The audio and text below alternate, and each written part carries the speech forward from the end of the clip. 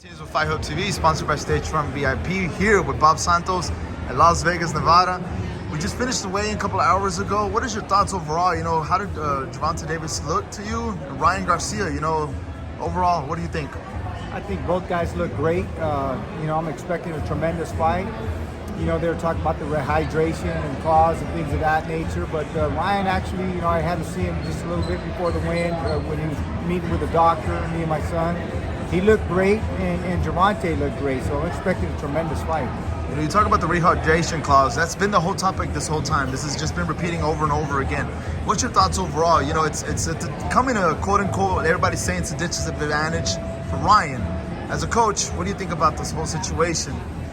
Oh, I mean, it just depends, right? Everybody's body's different. Some guys will hydrate a little bit more than others, and it just depends. If he says this is within the range that he normally does for most of his fights, it shouldn't be a problem. And again, I didn't think he looked too drained at the weigh-in. I thought he looked really, really good, looked strong, looked healthy, his skin looked good, and I thought the same thing for Gervonta. For the fans, that are watching this video and saying, well, what is he talking about the skin, or what is he talking about he doesn't look too drained? What exactly do you look at a fighter if they do look drained?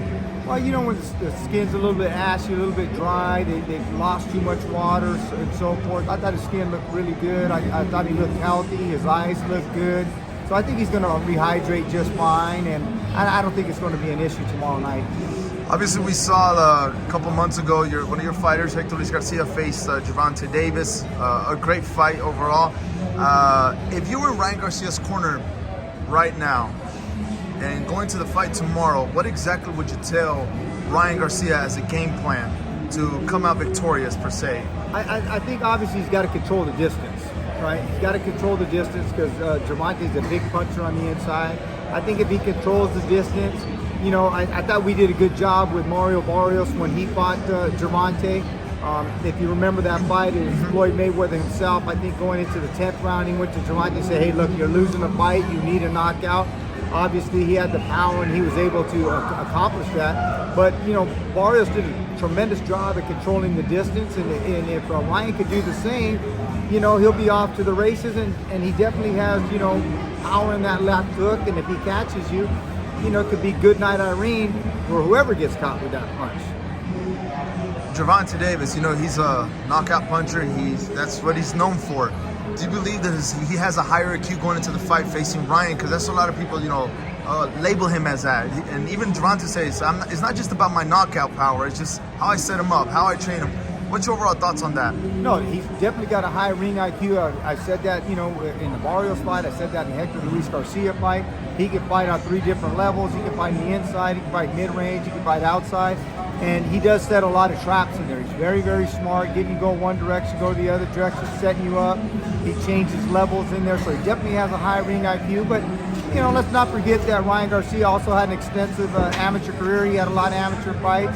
So it's not like as if he doesn't have a good ring IQ, but I think the difference in the fight is going to be Gervonta's been in the big stage much more than Ryan has, and I think the comfortability is going to play a role in this fight. People may not think it doesn't play a role, but it does. And until you get over that hump, you're a little tighter, your heart rate's a little higher, and I think because Gervonta's been there, done that, I think he has the advantage in that, and I think it's going to play a role. And ultimately, I think he's going to end up being victorious. Now, that said, would I be surprised that Ryan won the fight? Like, I'm shocked? No, because, hey, he's a great athlete, has an extensive amateur career, and he's got the size, the reach, and all those types of things. But ultimately, I do favor Gervonta by, mid-rounds to a late stoppage. That's basically what a lot of fans are saying. Critics also saying that could be a late stoppage. Going back to the start, for this fight, Gervonta Davis had a fight obviously this year. Ryan Garcia had a fight last summer. Ryan Garcia said he just wanted to stay healthy, wanted to protect his body. Gervonta Davis said he wanted to stay busy. What's the pros and cons of both of them? I mean, do you believe Ryan's going to come more full of energy, ready? Well, it's funny because, the rule of thumb used to be, being active, and with the old timers, the more active you were, the better off you were. And now with guys today, it's like, the guy's training too much, he's fighting too much. And so you know, it's two rules of thumb there, I guess, from the new school to the old school. For me personally, I'd rather a guy be in the ring, be a little bit more active, and I'd rather have the road that Gervonta did. You're in the ring, you just competed. Yeah, injuries can happen, but I just think activity, timing plays a huge role, and I like the guy who's been in the ring a little bit more than the guy who's been off for that long. Yeah, so that's also another big question, though, is just obviously the activity that both had. You know, before we started this interview, I asked you, you know, this on social media was shared a lot, your son as well, that Javonta was in, you know, your boxing gym here and there, you know, if I'm not mistaken, sparring, you know, just training. How did he appear to you overall? And how was his work ethic in general, you know, just being at your gym? You know, obviously, the guy works very, very hard. He's smart about what he does. He knows when to push, when not to push. He's a veteran now, obviously. He sparred a couple guys that we have, you know, me and Louis DeCubas Jr. That are in our stable. And he looked sharp. He looked good, you know. And again, I'm expecting a pretty impressive performance with him, you know. And he was in there with some really high-level guys. Anything surprised you by, you know, throughout the camp when he was there? Anything surprised you? Like, man, I didn't know he could do this. Anything just because we had provided him sparring for when he fought Leo Santa Cruz. So I had a chance to watch him up close and personal in the Mayweather gym. And at that point I said, man, this guy is really, really good. Plus, he fought on a lot of undercards. With Mario Barrios, they fought together, you know, on a lot of similar cards. So I was able to see him as he was in the growth process. And then again, I was able to see him at the Mayweather gym and some of the guys he would spar. And I seen him have some dominant performances against 54-pounders. I'm not going to say any names. Some of them that he even stopped. Wow, against 54-pounders. Yeah, so nothing surprised me of what he's capable of doing. He's a tremendous puncher. There's no two ways about that. And he's very good at setting people up, you know, so nothing surprised me about him.